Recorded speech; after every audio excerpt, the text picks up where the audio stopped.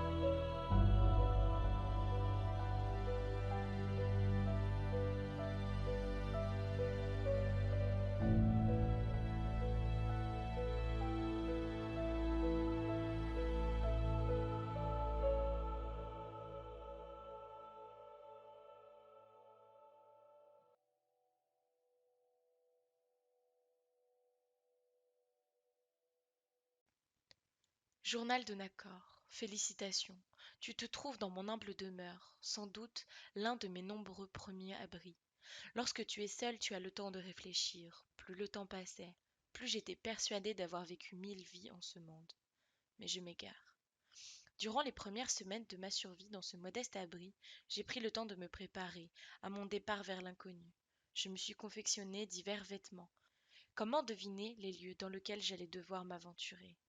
Le climat serait-il toujours aussi doux qu'en ces lieux? Mes armes de fortune aiguisées autant que faire se peut, j'ai levé le camp pour me rendre vers un de ces nombreux étranges monuments que j'aperçois au loin. Je me suis armé de courage et j'ai pris la direction de celui qui reflétait une pâle lumière verte. Par instinct de survie, j'avais associé le bleu au froid, le rouge à la chaleur et le vert à la nature. Durant ce premier voyage, j'ai croisé les doigts pour que cette nature ne soit pas aussi hostile qu'elle peut l'être envers un étranger, un intrus. Je ne doute pas que tu puisses te rendre en ces lieux, avec plus de moyens que j'en avais à cette époque. Oh, un dernier conseil avant de te lancer. Tes yeux et ta logique et un point de vue différent seront tes meilleurs atouts. Pour t'aider dans ton aventure, pense à fouiller cet endroit. La clé pour l'étape suivante y est peut-être dissimulée.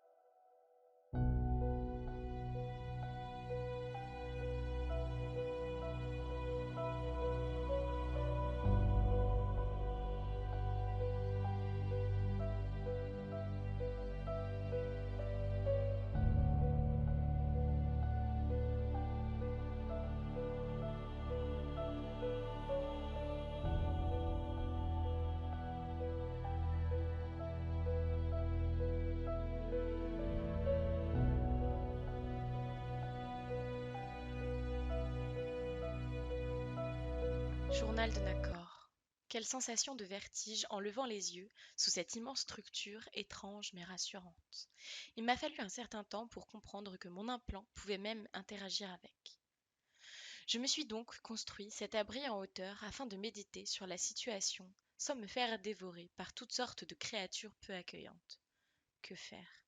Devais-je mener mes premières recherches ici même ou devais-je partir à la conquête d'un autre monde? Celui-ci m'étant quasi inconnu, il me fallait procéder par étapes. Ce monde avait l'air d'être fractionné en plusieurs régions bien distinctes les unes des autres. Leurs climats respectifs vivaient en bon voisinage. Quelle étrangeté, aussi étrange que cette quête. Des souvenirs. Des souvenirs me revenaient sporadiquement. Étaient-ce les miens? Des images m'apparaissaient petit à petit, sans logique aucune, à première vue. Soudain la vision précise d'un lieu m'apparut. Une immense forêt. Ces arbres gigantesques ont presque l'air de me regarder. Il y a un point d'eau, des vestiges d'une ancienne civilisation.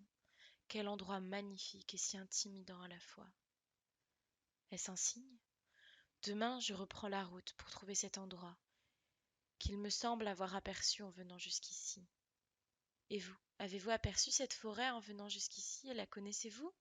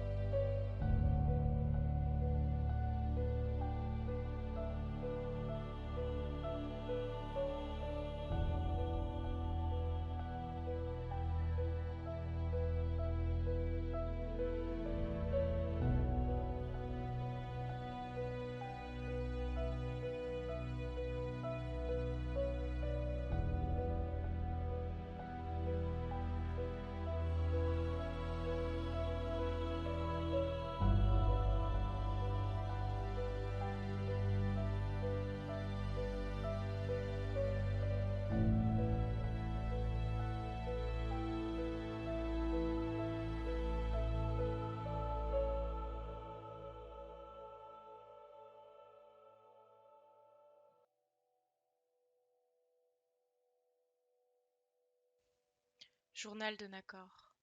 Mes nuits sont agitées. Depuis ce contact avec l'obélisque, je suis hantée par les rêves d'un autre. Ils paraissaient si réels. En vérité, on dirait des souvenirs d'une autre vie. Mes souvenirs. Perché dans cet arbre géant, j'ai pu me remettre de cette étape de mon voyage. Ma chance fut de trouver un radeau le long du fleuve bordant la Redwood.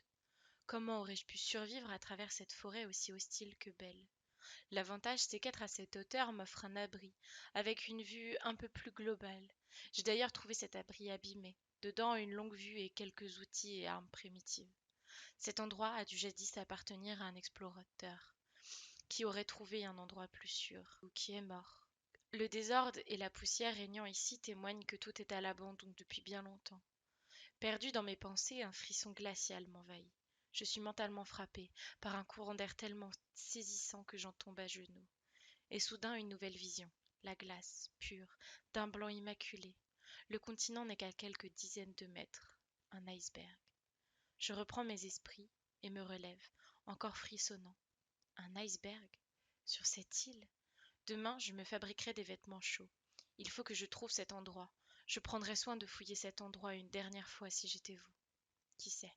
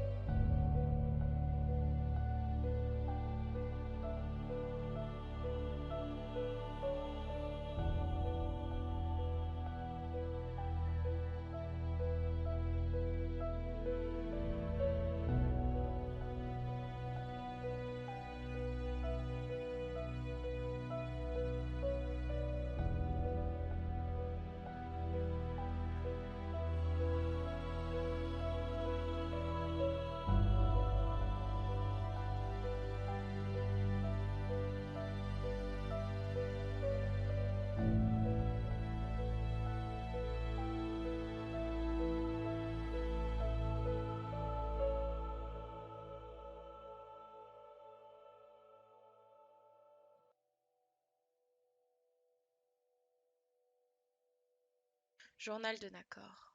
9 jours se sont écoulés depuis que j'ai dû abandonner mon radeau dans cet enfer de glace. Ma dernière vision s'est avérée exacte. C'est précisément ce lieu qui m'est apparu.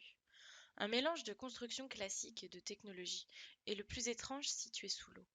Lorsque j'ai pu enfin pénétrer dans la salle principale, la chaleur réconfortante m'a littéralement emporté vers un sommeil réparateur. J'ai rêvé cette nuit-là. Je survolais les océans. Je voulais m'éloigner des côtes, mais une sorte de champ de force m'empêchait de m'éloigner plus. Était-ce le bout du monde?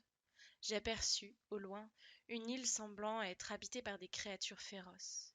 Plus loin, vers le large, une structure semblait flotter dans les airs au-dessus de la mer. Je me réveillai avec une sensation horrible de vertige, les deux mains crispées sur ma veste.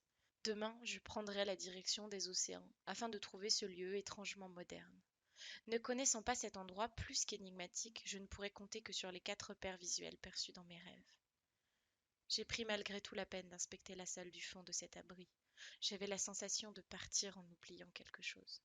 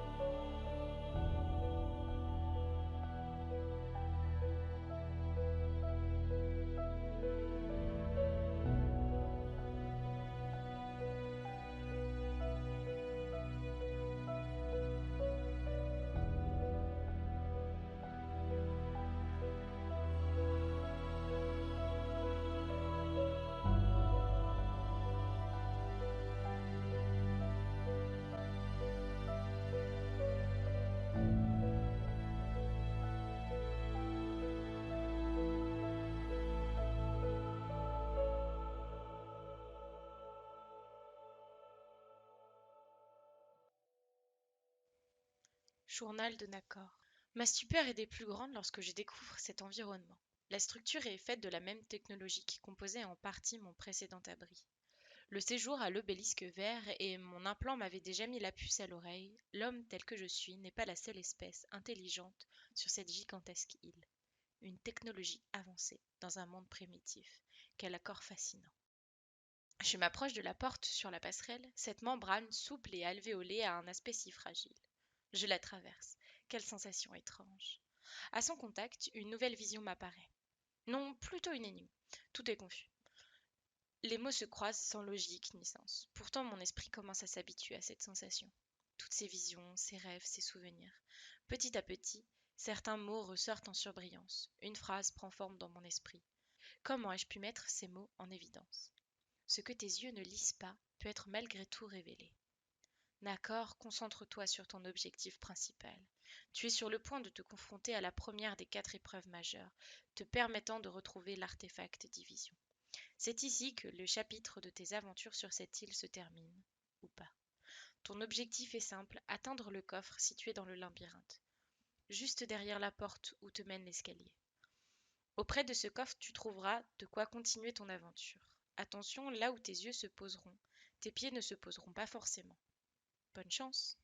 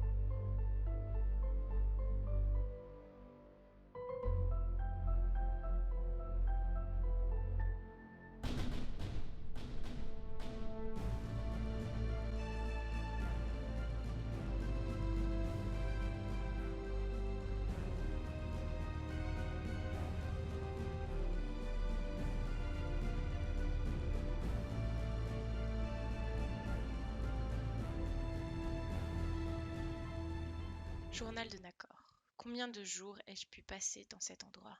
Tout ça pour récolter un maigre indice. Un nombre, c'est tout.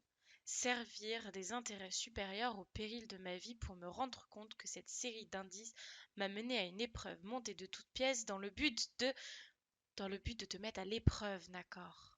La voix de l'un d'entre eux résonnait à l'intérieur de ma tête. Cette même voix que j'ai entendue avant mon entrée dans le labyrinthe. Ils étaient là, depuis le début, à m'observer tel un rat de laboratoire. As-tu oublié le but de ta mission? Si tu ne retrouves pas l'artefact perdu de division, ce monde disparaîtra à jamais, ainsi que tous ceux qui le peuplent. Ta mise à l'épreuve sera notre référence afin de savoir si oui ou non ton espèce est digne de survivre dans cet univers que nous avons créé de toutes pièces. Tu es le salut des tiens, ne l'oublie jamais.